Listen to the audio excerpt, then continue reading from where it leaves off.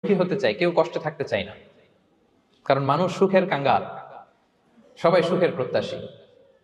সুখে থাকা, শান্তিতে থাকা, ভালো থাকার ব্যাপারটা এটা মানুষের একটা সার্বজনীন লক্ষ্য বা উদ্দেশ্য।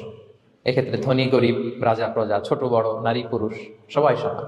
সবাই আমরা সুখী হতে চাই, শান্তিতে থাকতে চাই, কেউ কষ্টে থাকতে চাই না। যদিও আমাদের অনেক শিল্পীরা গান গান, আমি কষ্ট পেতে ভালোবাসি, তাই তোমার কাছে ছুটে আসি, বলে না? বলে না? গানে বলে, কিন্তু সেও জীবনে কষ্ট পেতে চায় না। কেউই কষ্ট পেতে চায় না। এটা গান মেলানোর জন্য বলেছে যে আমি কষ্ট পেতে ভালোবাসি, তো আসলেই কেউই কষ্টে থাকতে চায় না। সবাই আমরা সুখী হতে চাই। কি হতে চাই? কেউই কষ্টে থাকতে চাই না। তো কিভাবে আমরা একটা সুখী সমৃদ্ধ জীবন পেতে পারি, এই টপিকের উপর আজকে আমরা কিছু কথা বলবো। কোরআন আমাদেরকে কি গাইডলাইন দিয়েছে, ইসলাম আমাদেরকে কি জানিয়েছে, কিভাবে চললে আমরা এই পৃথিবীতে সুখী থাকতে পারি এবং জান্নাতেও আনন্দে থাকতে পারি, এটা জানার দরকার আছে না নাই বলেন? সুখ বিষয়টা এত জরুরি, এত গুরুত্বপূর্ণ যে ইউনাইটেড নেশনের জেনারেল অ্যাসেম্বলি প্রতি বছর মার্চের 20 তারিখে দ্য ইন্টারন্যাশনাল হ্যাপিনেস ডে হিসেবে ঘোষণা করেছে। মানে আন্তর্জাতিক সুখ দিবস। কি দিবস? আন্তর্জাতিক সুখ দিবস হিসেবে ঘোষণা করেছে। এবং তারা একটা জরিপ করে যে পৃথিবীর কোন দেশের লোকেরা বেশি সুখী। তো সে জরিপে বিশ্বের সবচেয়ে সুখী দেশের তালিকায় টানা কয়েকবার যে দেশটায় নাম উঠে এসেছে সেটা হচ্ছে ফিনল্যান্ড। নাম শুনেছেন? এটা হচ্ছে নর্দার্ন ইউরোপের একটা দেশ, স্ক্যান্ডিনেভিয়ান কান্ট্রিজের একটা, ফিনল্যান্ড।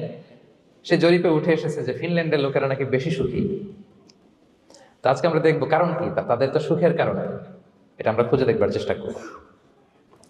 ফিনল্যান্ডে একটা ইউনিভার্সিটি আছে, ইউনিভার্সিটি অফ হেলসিঙ্কির একজন রিসার্চার জেনিফার ডি পাওলা, সে 2টা কারণ উল্লেখ করেছে বেসিকলি, যে বারবার ফিনল্যান্ডের নাম উঠে আসছে কেন, কেন তারা সুখী। তো প্রথম যে কারণটি সে আইডেন্টিফাই করেছে সেটা হচ্ছে তাদের হেলদি লাইফস্টাইল।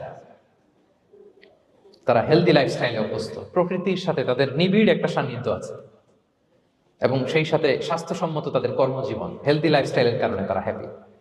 তো আমি খুঁজে দেখলাম যে এখন ফিনল্যান্ডের লোকেরা হেলদি লাইফস্টাইলের কথা বলে, যেটা বিষ্ণু ইসলাম 1500 বছর আগেই আমাদেরকে জানিয়ে গিয়েছে, ঠিক কিনা বলেন?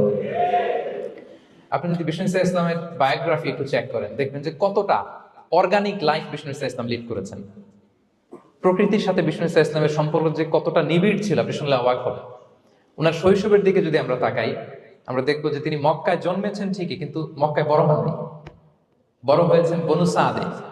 জানেন আপনারা? হালিমাতু সাদিয়া দুধ পান করানোর জন্য মক্কা থেকে বিষ্ণু ইসলামকে সেই তায়েফ পেরিয়ে আরো 70-80 কিলো দূরে বনু সাদ, যেখানে ধুধুমরু প্রান্ত, সুবিশাল আকাশ, বিস্তীর্ণ জমিন, বড় বড় পাহাড়, এরকম একটা মরু